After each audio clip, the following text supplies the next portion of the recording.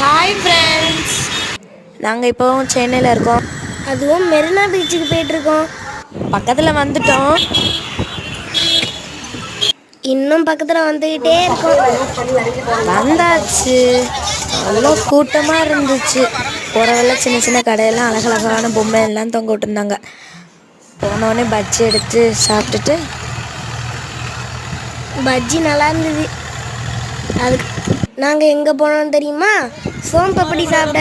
ஒரு சோன் பப்படி 30 ரூபாயும் 2 சோன் பப்படி 50 ரூபாயும் சொன்னாங்க. 2 வாங்கிட்டு போகிறவெல்லாம் சாப்பிட்டுக்கிட்டே போனோம். அடுத்து என்ன சாப்பிட்றேன்னு தெரியுமா? மசால் பூரி. நல்லா இருக்குன்னு சொல்ல முடியாது, நல்லா இல்லைன்னு சொல்ல முடியாது, சுமாராக இருந்துச்சு.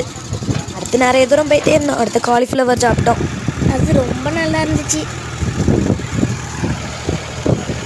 அடுத்து கொஞ்சம் தூரம் நடந்தோம். கடல் பார்த்துக்கிட்டு வீட்டுக்கு போகலான்னு போகிறவல்ல மாங்காய் இருந்துச்சு.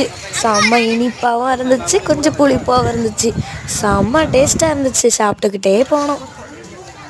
போய்கிட்டே இருக்கும்போது எங்கள் அக்கா மசால் பூரி சாப்பிட்டுட்டு இருந்தா. எங்களுக்கும் ஆசை வந்துச்சு. எங்கள் அம்மாட்ட நாங்கள் பானிபூரி கேட்டோம். பானிபூரி டேஸ்ட்டு சொல்லவா வேணாம், செம்ம டேஸ்ட்டாக இருந்துச்சுங்க.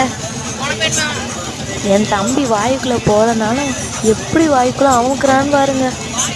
போகிறவல்ல ஒரு தெங்கச்சாப்பு மிட்டாய் விற்றுட்டு இருந்தாங்க. அவங்ககிட்ட போய் நாங்கள் வாட்சு கட்டிக்கிட்டோம். செம்மையாக இருக்குதுல்ல.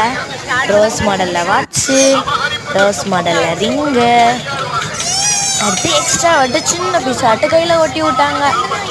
அதுக்கடுத்து என் தம்பிக்கு வாட்சு, அவனுக்கு எனக்கு ரோஸ் மாடல் தான். அப்படியே ரிங் மாடலில் ஒட்டி விட்டாங்க பாருங்க. அவனுக்கு வந்து ரிங்கில் வந்து ரோஸு, எனக்கு வந்து சென்டரில் ரோஸ் இருந்துச்சு.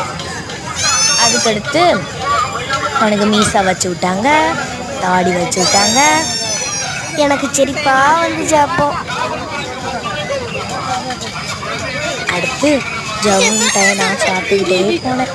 என் தம்பி கையிலே ஒட்டி வச்சுருந்தான். அதுக்கடுத்து ஹார்ஸுக்கு ஒரு பாய் சொல்லிட்டு வீட்டுக்கு வந்துட்டு இருந்தோம். குட் நைட் காய்ஸ், பாய்.